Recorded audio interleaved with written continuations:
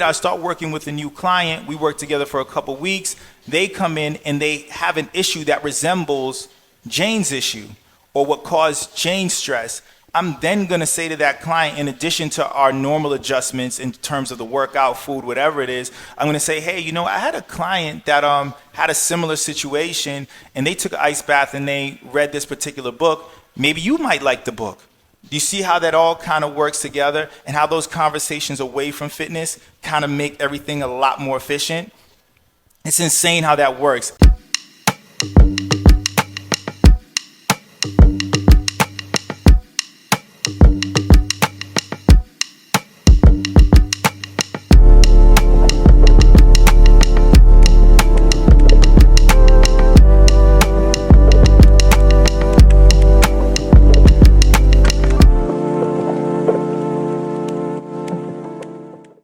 Yo, what up? My name is Jyima Ofori-Atta. I'm a certified personal trainer, holistic health coach. I have my bachelor's of science in business administration, but most importantly, my baby, my passion, my soul, my heart. I am co-founder of the gym in downtown Los Angeles. We've been open for like 6-7 years, and what I really wanted to do was capture the essence of what goes on inside of the gym and then bring it to life through a podcast, and that's how you get Jyim Life. I have to say, I've had the privilege of having a bunch of different personalities come through the gym, which means a bunch of different conversations and a bunch of different perspectives, which is super cool. And it's interesting how much you can learn about people to maximize their workouts and fitness, talking about things that have nothing to do with exercise. What I do with most of my clients, and some of them have caught on that I do this thing when they're like, you're not small talking me, you're trying to gauge where I'm at. I'm like, no, I'm not. But what I do is I like to check my client's temperature as they walk through the door. So let's take, for instance, let's say Jane. Jane comes in on a Friday for a workout. First thing I'm going to do when she walks through the door is, hey, how are you doing? And I'm not asking how you're doing for you to respond good. I'm asking how are you doing to get a detailed response to make sure I'm not putting you through a workout that I designed a week ago or a day ago based on how you were at that time. So I'm going to kind of gauge that through the small talk and conversation that we have. So Jane walks in. Hey Jane, how's your day going? How the past couple of days been? I haven't seen you since, let's say, Tuesday. First thing she says to me is, I'm really stressed out. I had a bad date last night. After the date, then I had to go to work, and I was stressed out during the work day, which makes me, whenever I feel stressed out, it makes my left shoulder get a little bit tight, okay? So I kind of want to take all of that information in and make sure that I'm restructuring. So let's say I had snatches designed for Jane. You're not going to do snatches when Jane's left shoulder is tight and she's stressed out. That increases her stress levels. Then she's not even going to get anything out of the workout. That's the most important thing to know, especially as you're going through your fitness regimen or your fitness program. If you're stressed out during your workout, whatever you're trying to accomplish, you're going to accomplish counter that, right? Your digestion slows down, you become more anxious, you're not building muscle as efficiently. All those things become counterproductive when you're stressed out. So it's better to kind of adjust your workout to something that's a little bit easier, okay? So Jane tells me that. I start restructuring her workout in my head. I have to start reprogramming her. I say, all right, well, tell me more. So I was stressed out at work. My shoulder was a little bit off. It was tight. But I kind of want to really break a sweat today. So now I don't want to scale all the way back. I don't want to scale Jane all the way back either. Because if I scale Jane all the way back, now she was coming here looking to get a sweat and get some kind of release, and now I've taken that away from her. So I got to kind of find a midway point. You feel where I'm going with this? So let's say we get through. Now watch how this even builds. It's super interesting that this is not anything that I learned as far as like my certifications. This is something I just picked up over the years. Let's say we get through that workout and Jane does very well. We find her, let's say on a scale of 1 to 10, we find her 6 or a 7. She feels good. She leaves. She comes back 3 days later. She comes back 3 days later feeling much better. And I'm like, hey, Jane, so did that workout help? She's like, yeah, the workout really helped. She's like, but a friend had told me to read this book about managing stress after bad dates, right? So Jane said after reading a couple pages in that book, it really resonated with her, and she's excited to finish the book that helped her deal with the stress. In addition to that, she went and took an ice bath. So those two things Jane did. Jane took an ice bath, and she started reading a book on how to manage stress after bad dates. I look at that, I hear it, and I take a mental note. So let's say 2-3 months later, I start working with a new client. We work together for a couple weeks. They come in and they have an issue that resembles Jane's issue or what caused Jane's stress. I'm then going to say to that client, in addition to our normal adjustments in terms of the workout, food, whatever it is, I'm going to say, hey, I had a client that had a similar situation and they took an ice bath and they read this particular book. Maybe you might like the book. Do you see how that all kind of works together and how those conversations away from fitness kind of make everything a lot more efficient?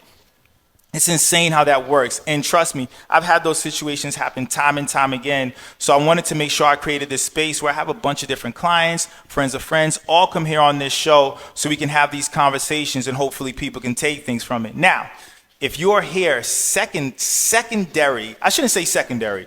Also, in addition to, we're going to be working out. Like, you're not going to come visit me to talk about life and we're not going to move our bodies. Like, that has to be done. So I make sure that every guest gets a circuit that's specifically designed for their fitness level. So today I designed a workout for us to get in, for us to do. And I always provide a PDF of that circuit, of that workout, that you could feel free to make adjustments to. So I'm going to go through each different exercise. And then as we go through the exercises, we're going to talk more about the Jyim Life podcast. So I always keep my kettlebells back here. And with these kettlebells, I like to choose like a moderate weight because we go through these circuits 4 times. So you want to make sure that you're not overexerting yourself. I'm a huge believer of that anyways, anytime I'm training people. On a scale of 1 to 10, I want to make sure that we're working out at like a 7, maybe 8. We may occasionally touch a 10, but we want to stay in that, that 75% to 80% workout range, right? So today, kettlebell, and with that kettlebell, we're starting with rotation rows. Each exercise is going to be 10 reps. You can count these reps in your head, right? So first thing, rotation rows. Palm starts towards you. Your front leg is your stability leg. You want to load your heels, load your glutes, tuck your pelvis, have your core engaged, and we're going to go for 10 reps, right? After that 10, we switch to the other side. We're going to go for another 10. So that's 10 on each side. Okay, after that, we're going to go deadlift to squat with the kettlebell. So we're here, deadlift, flip it up, down to a squat. Deadlift, flip it up, down to a squat. After that, we're going to go for push-ups. So push-ups, we got 10. Everything's 10. 2, we got 10 push-ups. After the 10 push-ups, then we're going to go kettlebell swings, 10 kettlebell swings. So we're here, drive the hips and butt back, 10 kettlebell swings, all right? After the 10 kettlebell swings, we're going to go 10 plyo lunges. All that means is we're going to be here, 10, 9, 8, right? So you guys will notice anytime we're going through the Jyim Life podcast, I walk away to turn on the clock to set the timer so we go through things, get our stretch, get our workout out. So I'm going to do that, and then we're going to start our workout. Starting your Tabata workout. Get ready. So first thing we're going to start with is a stretch.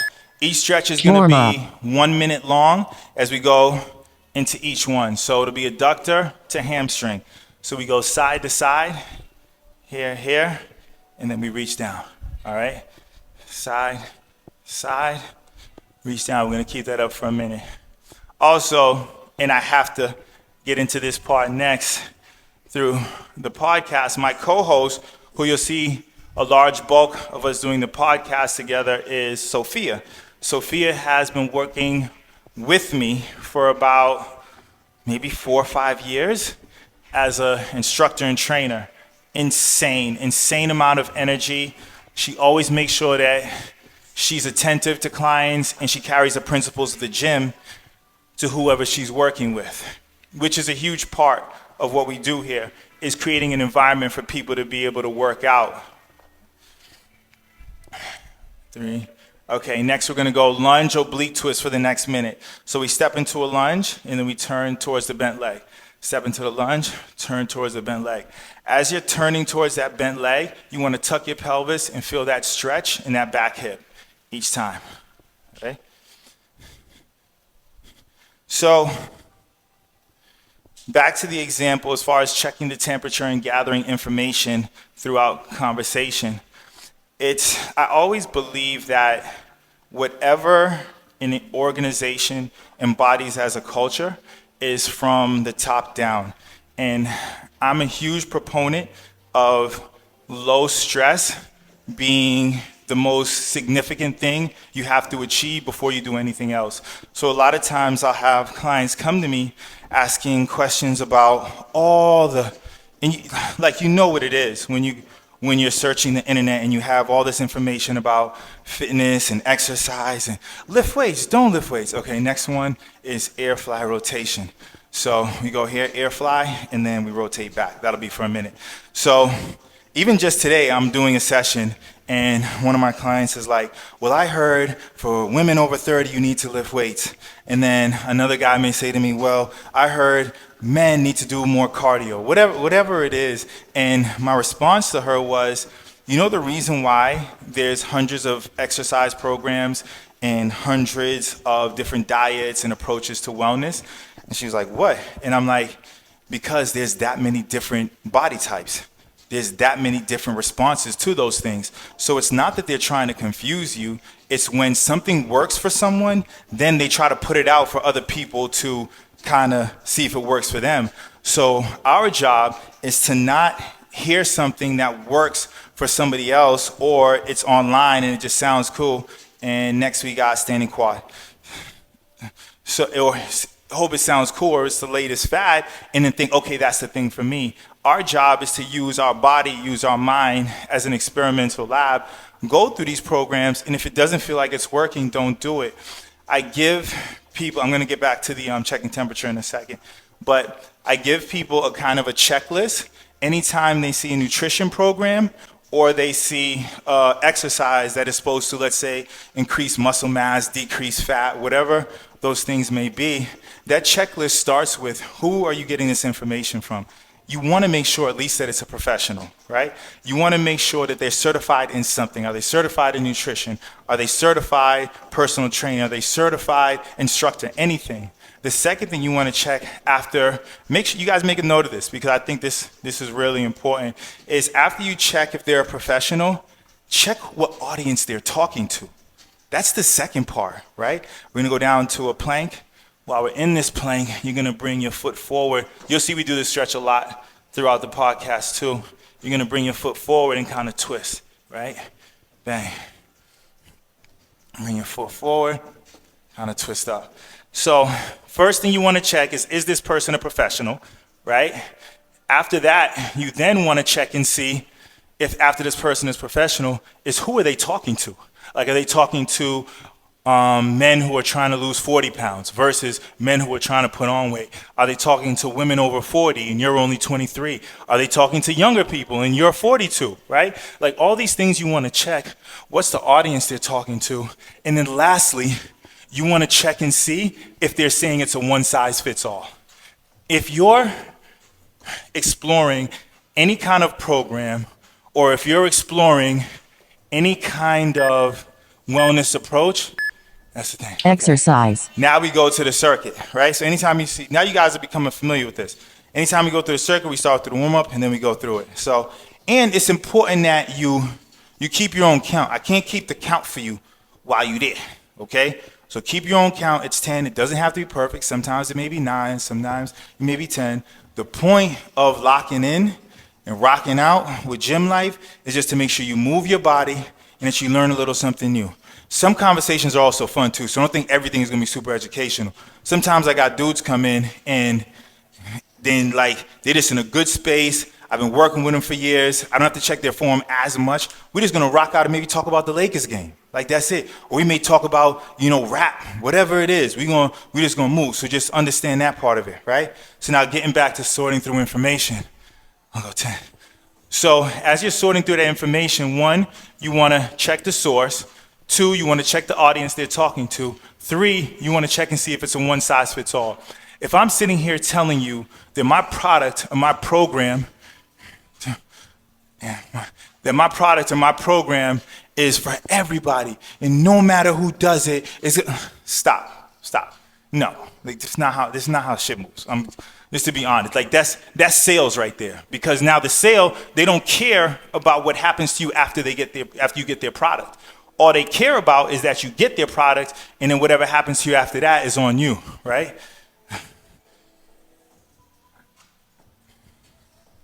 And good. And then we go deadlift squat. These are one of my favorite ones. The deadlift squat, where drive the hips and butt back, come up, and we're down.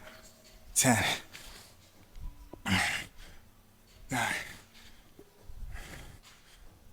8, 7, 6, 5, 4, 3, 2, and 1. Okay, so those are the major things that are important. You checking the source, you then checking with who the audience is. Does it even apply to you? Then you want to check, is this just a sales pitch? If it's a sales pitch, beat it. Get out of here. You don't need that. Like, what you need that for, right? So be discerning as you're going through checking out this information. That's first off. Now you decide, you know what? It checks all these boxes.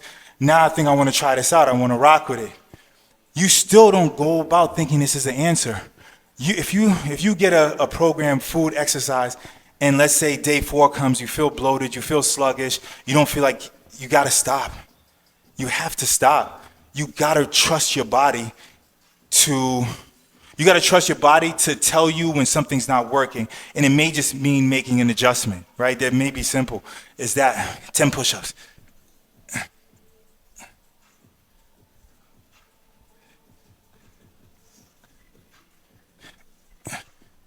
10. All right. After the 10 push-ups, then we got kettlebell swings. Kettlebell swings, 10. 10. 9. Oh, my mic. This happens sometimes. That's all right. We good. Bring that right back. Bang. All right, so we got 10 kettlebell swings. 10. 9. 8. 7. 6. 5. 4. 3. 2. And 1. Okay, so I just want to make sure that I gave you that information. We're going to touch back on that after, as far as being able to sort through the information. I think that's really important. But the first one, going back to checking the temperature, talking to Jane, having conversations away from that, and then being able to build on that. 10, 9, 8, 7, 6, 5, 4, 3, 2, and 1. I think it's important that, let me take a step to the side and then come back to that. I have, by nature, or I shouldn't say by parameters of my profession, I'm just naturally meeting other people in wellness and fitness, right? So I have friends that teach at other gyms, yoga instructors, Pilates instructors, boxing trainers, guys who, are heavy weightlifters, things like that. So all the time we're having conversations about different aspects of wellness. Hey, what did you try this week? How did that work for you? Did you hear about this juice cleanse? I'm not big on juice cleanses. I did this exercise that helped to build my back muscle and decrease some of the tightness in my shoulders. All these are like casual conversations we have. You get what I'm saying? Like, I may call up one of my homies who worked at Equinox, who's a boxing trainer and he's a personal trainer. We sit down and we chop it up. Next thing I'm left with a wealth of knowledge just from a casual lunch. You see what I'm saying? So I think it's very important that even if they're acquaintances, they don't have to be like friends that you divulge your life to and become like super close with.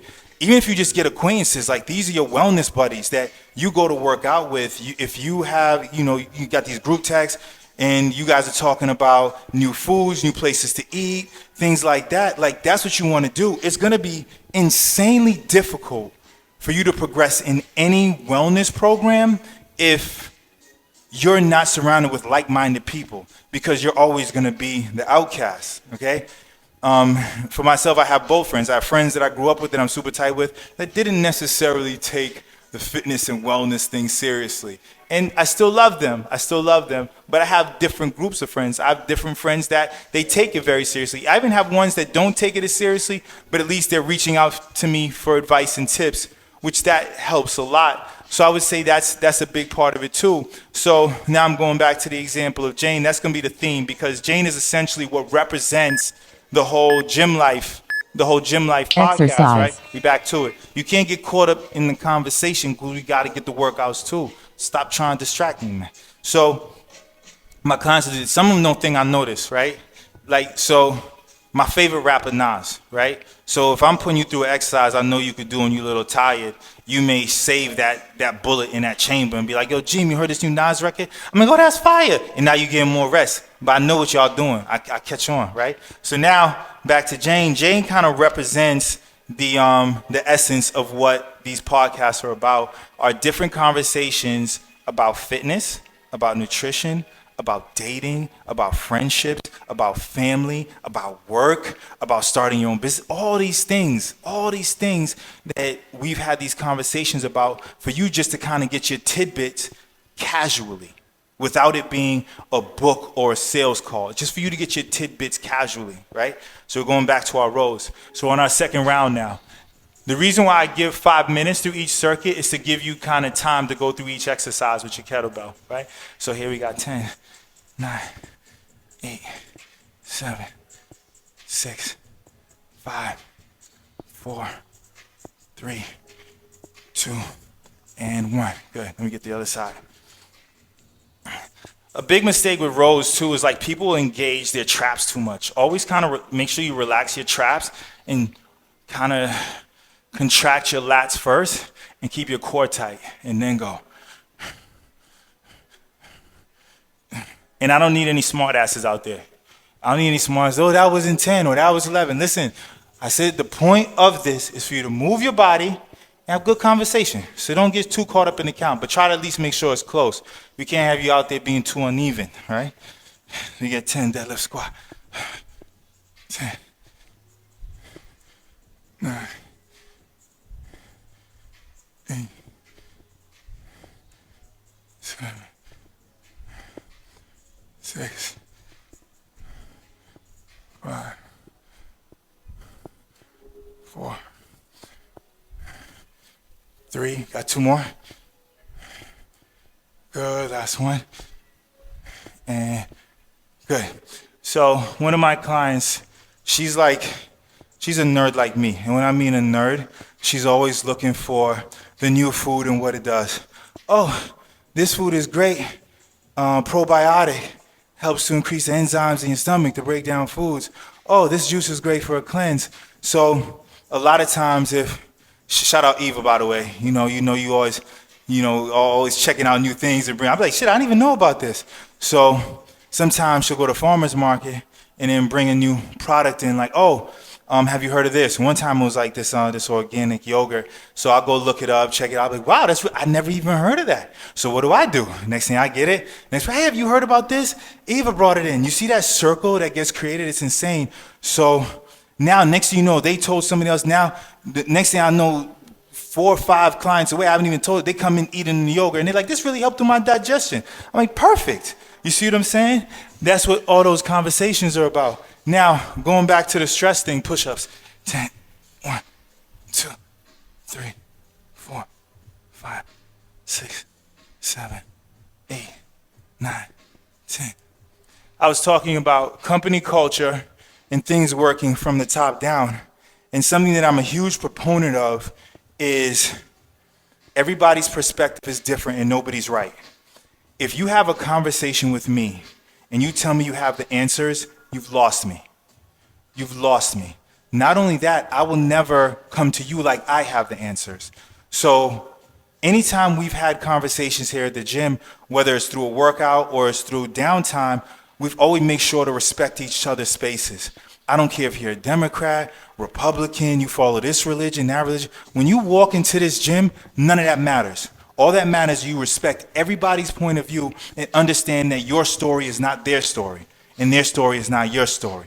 So what's cool is we've definitely learned how to navigate very sensitive topics in a constructive way and understand that you're not going to agree on everything.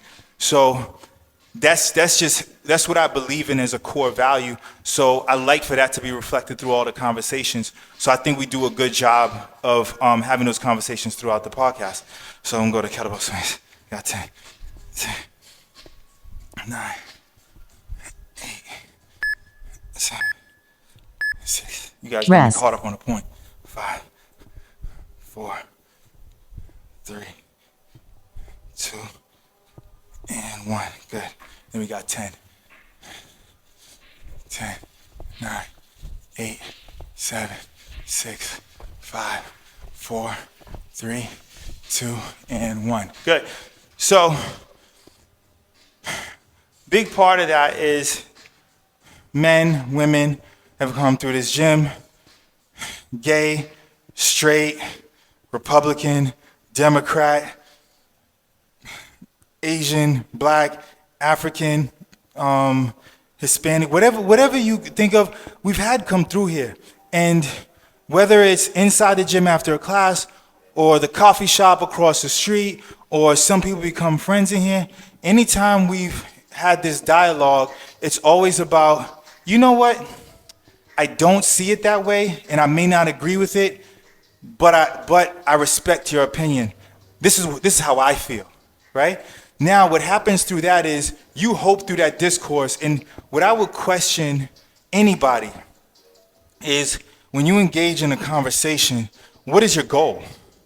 What are you trying to accomplish? Are you trying to convince the other person to believe what you believe, or are you just trying to exchange ideas and hopefully grow or learn from somebody who thinks differently from you, right? Exercise. Which is a very important part. I'll get to this in a second. We have the freedom to do this. This is not a strict, as soon as you hear the buzzer, then we go right to the exercise. We have the freedom to do this. I want to make this point before I start my rows, okay? So I think it's important for us to understand that we have facts or information that comes, right? Let's use texting, for example. Let's use with your mother, right? Your mother texts you. She says, hey, you haven't been home in a while. It would be really nice to see you. For some people, that text could be triggering because of the story they attach to that fact. Now, that story could be, let's not get it confused, that story could be based on past experiences, right? But because a lot of times we get a certain set of information and we attach stories to it, now those stories then begin to shape how we react to that, right? So I think it's very important as we navigate conversation not to attach stories to what people are saying or what people are doing. And that's what we try to do a good job of within the podcast, which everybody who I plan on having on, or everybody who's going to be on, are people that either I know personally, I've trained, or friend of friends. So I'm assuming that we're all going to share that same value. And if not, hopefully we can get there. Now we go to the rows. 10, 9, 8, 7, 6, 5, 4, 3, 2, and 1. Good. Now, it wouldn't be 9, 8, 7, 6, 5, 4, 3, 2, and 1. Deadlift squat. It wouldn't be, I guess, productive of me to have this podcast for people about gym life and not touch on some of the common things that I've heard as far as goals and some feedback or opinion I may have on reaching that. All right? One, and we'll definitely go in depth about this in other podcasts. I gotta control my breathing so I don't sound too bad. I did a class today earlier, so don't judge. And 1, good. Let's get to the push-ups next. We'll get to the push-ups, then I'll get to my next point. 10, 9, 8, 7, 6, 5, 4, 3, 2, and 1. Good. Okay, so there's gonna be certain topics that we really dive into, and what I'll do today is kind of touch upon them so that make sure when you see the other podcast, you can see as we really dive in. And one is fasting, right? Like that's one of the biggest questions I get. What is intermittent fasting? My daughter called me the other day. She's like, I've been fasting 18 hours. I'm not throwing you under the bus, baby. You know I love you. You know I love you. And you took the redirection very well, as you always do, right? But so she called me, says, I've been fasting 18 hours. I said, oh yeah, what are you doing? So I wake up, I have a shake. I'm like, It's not fasting. It's not fasting, because now what's happening, you wake up, you're having your shake, then you're not eating for another 6 or 7 hours, and you're hungry. You're just starving yourself. You're not reaping the benefits of fasting. So I get a lot of questions about what fasting is. Then we'll go to swings. Let me get swings, and then we'll get into fasting. You sit on that, and you sit on all the questions you have about fasting. 2, 3, 4, 5, 6, 7, 8, 9, 10. Okay, so with the fasting, what happens is anytime 3, 4, 5, 6, 7, 8, 9, 10. Okay, I'll give you like a very foundational, general idea of fasting. Anytime you consume certain foods or liquids, insulin is released in your body. That insulin then goes to your cells, makes those cells permeable, kind of tells those cells, hey, we have incoming energy. I need you guys to get ready to take it and use it, okay? Anytime that happens, you've broken your fast. Anytime that happens, anytime your insulin is released, your fast is broken, period. Now, where it gets a little complicated is what things break a fast and what things don't, okay? Now, off top, just to keep it simple, what I tell people, if you don't want to break, now mind you, there's more things you can have, but I'll give you 5. Chicken broth you can have during a fast, is not going to break your fast. Water, of course. Lemon water, that's still, some studies say lemon water breaks the fast, some studies say it doesn't. So if you want to play safe, don't have the lemon water. But from some studies I've read, lemon water is okay. So you have chicken broth, you have lemon water, regular water, of course. You could also have tea. Don't add any sweeteners. No sweeteners. Now, there may be some other sweeteners that I guess are not natural that may say they don't break the fast. To me, play safe. Don't have it, right? Like, why risk it? So tea or black coffee. So those are 5 things you could have during your fast.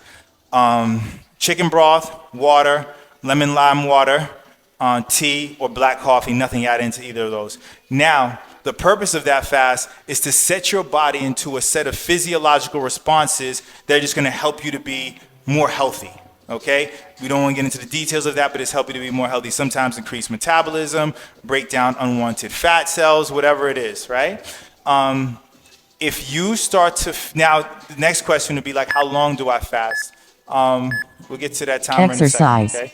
How long do I fast? I tell everybody, start off with like a 10 or a 12-hour fast, just so you can get your body acclimated with what it feels like as you're going through those times, okay? So maybe start with a 10 to 12. If that feels good, then maybe go to an 18, even try a 24.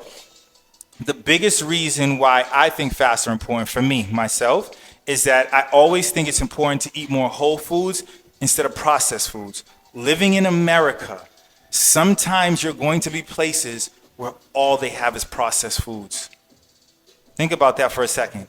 Living in America, there's going to be certain places you are going to be where all they have is processed foods. If you don't know how to manage your body outside of that, right? Meaning that if you don't know what it feels like to go 18, 20 hours, you may have gone 8 hours out eating and I'm starving, I need to just eat this Snickers. No, you don't need to eat the Snickers unless outside of any health conditions where you do need to, like if you're diabetic, okay, yes, that makes sense.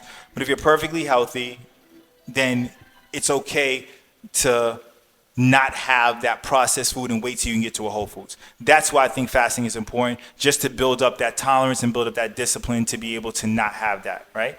Okay, now we're back through the rows.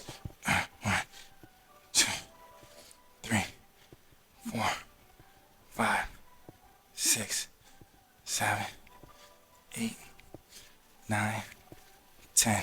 The next one, and I'll jump on this one today just because it was actually a part of our session when I was training these girls today who hate weight training because of what they heard and they felt like they bulked up when they did weight training, which may have happened, but they may not have been doing it the right way either. That was before me.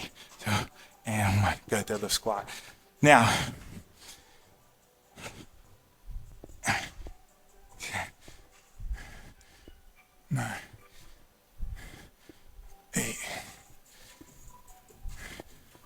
7, 6, 5. And my daughter's been on it, by the way, too. Shout out, TT. You've been killing it.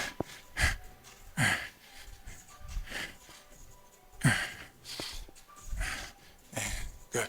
Push-ups.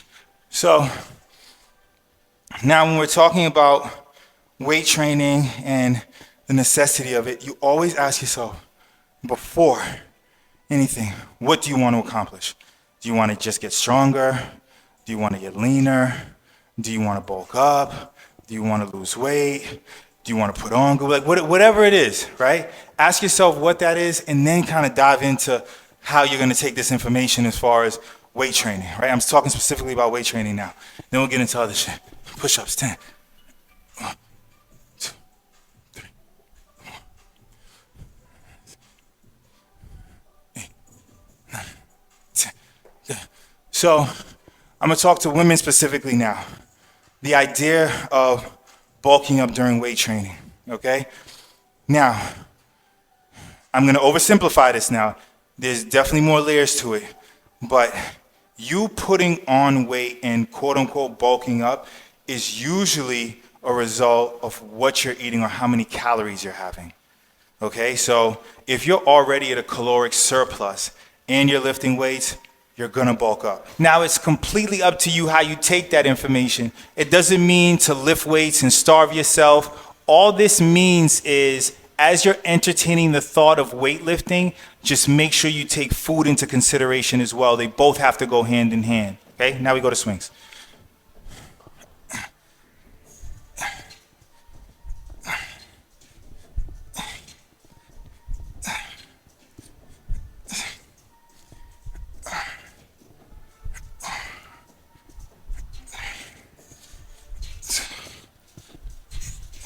Good. I'm definitely going to make sure that Sophia addresses this, because Sophia is somebody who lifts hard. Like when I'm watching this girl, my co-host, by the way, I've been working with for years. When I watch this girl lift weights, she bangs out, but she also does a lot of cardio. She watches what she's eating. She doesn't necessarily watch her calories as much, what I've seen. She just makes sure, you throw me off. Okay. Okay. 8, 7, 6, 5, 4, 3, 2, and 1. Good. And when I say she doesn't necessarily watch her calories, she has an awareness of it, but she's more focused on what kind of food. She's always eating whole foods, right? So if you have a scale as far as like processed foods, and then you're having like carrots, sweet potatoes, rice, like whole foods, she's more on the whole food side of things. And then she also lifts weights heavy. So we're definitely going to get into that with her as well. Another thing that I think has to be highlighted when we're talking about Jyim Life is there are certain times that you're going to have a workout buddy. So let's go back to me checking clients' temperature, fun talks, right? So not everything has to be heavy and, how are we figuring out how to manage stress? Sometimes I have certain clients I train, both men and women, that they've been training me for 3-4 years and they're in super good shape, right? So now there's certain days that we may not be working on certain things like building stabilizers or building glutes or correcting muscle mass. So there may be certain days where everything's flowing and we're just banging out. Like we're just banging out. And I'm gonna say, you know what, you're gonna work out with me. And I make sure that I program exercises they know how to do in their sleep, right? So they're very good at, let's say, walking lunges. They don't need my guidance as much in that. Let's say, we're into the cool down now. Let's say they're very good at, same way we warmed up, we're gonna cool down. Let's say they're very good at walking lunges, they're very good at push-ups. These are all things that they're very good at on their own. We may be sitting there debating the new Kendrick Lamar album while we're working out. And we're sitting there banging out exercises, doing our thing, and we're just having fun conversation.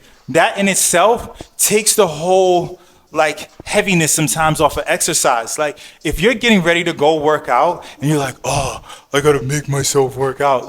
Either change up your routine, if you're making yourself go work out, cut it out. Right away, just cut it out. You don't need to do that. It makes no sense whatsoever. You have to enjoy it.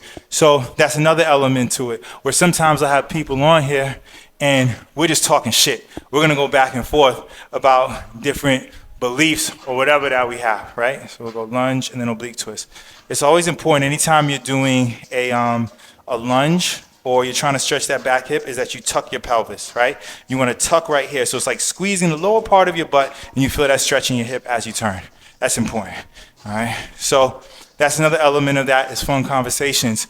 So Jyim Life will be broken down into 3 different kinds of shows. We'll have unisex, we'll have man cave, and we'll have women's locker room. The unisex ones, for the most part, will be us addressing things that men and women may have difference of opinion on. And we'll sit down and hash those things out. We'll talk about them. Anytime we get man cave, I get one of my homies in here. Listen, and when we doing man cave, women, I don't need you chiming in saying y'all can't, it's for us, okay? So there may be certain times one of the guys on here may say something that may lack perspective from the women's point of view. Yes, you have to allow that. And then that is why we have women's locker room. So funny story behind the scenes, we were recording one of the man caves and Sophia was here with her friend and me and, oh shoot, I missed one. Okay, so air fly. I got caught up for a second. So air fly and rotate. So each one's supposed to be a minute. So Sophia and her friend they're on the sideline. We recorded a man cave episode and we're talking about relationships and running a business. And then certain things we saying, I look over to the sideline. Sophia damn near has her t-shirt in her mouth because she want to scream and interrupt the whole show as we record. And we like, nah. There's our time. So she said, we're going to do a women's locker room and then come back and respond to you guys. I'm like, listen, you more than happy to go do your women's locker room. So you kind of get the divisions, I shouldn't say the divisions, the different categories that we have on the Jyim Life where, let me get a standing quad, where we have the women's locker room, we have the unisex one, and we have the man cave. And we try to make sure that we cover different topics that if you hear information away from fitness, like the way some of us may deal with things, different clients, different friends, then you could take that and apply it to your day-to-day life. Because the most important thing through any wellness program, at the heart of everything, is where are your stress levels? There are certain responses that we have in our body that are designed for fight or flight. That means historically, we're wired when we see a bear to go into survival mode. Those modes that we're tapping into completely are counterproductive to burning fat, being in a good headspace, all those things, because now we're just trying to survive. Last will go to the full body one. Now we're just trying to survive. So all the wellness that we're trying to achieve is being negated by just being in a stress state. So just remember that at the heart of everything is that you want to make sure that you're doing as much to manage stress as possible. And that includes the workout and diet routine that you're on. I tell my clients that all the time. If you show me some move that every time you go to do it, listen, I get these inboxes of these Instagram movements, and some of them are good. I'm not gonna lie. Some of them are like, oh, that's a good move. But then some of them like you're almost breaking your neck to do the move. Don't do the move. You know what I'm saying? You do that move, your stress level's up, you can barely do it, you're mad you can't get it. That's not the move for you then, right? So make sure in everything what you're taking or trying to take from the conversations and the workouts, even within these. If I put 5 exercises up there and one of them doesn't feel good, don't do it. Just do 4. You still moved your body, all right? That's a major thing to learn or major thing to try to understand as we kind of moving through this. Thank you. Oh, yeah. 40 minutes, 5 minutes, 40 minutes exercising. We're good. Appreciate y'all chiming in, joining. Thanks for locking in. Hope you enjoyed the podcast. Unisex, man cave, women's locker room. We addressing different topics. Make sure you're not stressed out. Jyim Life.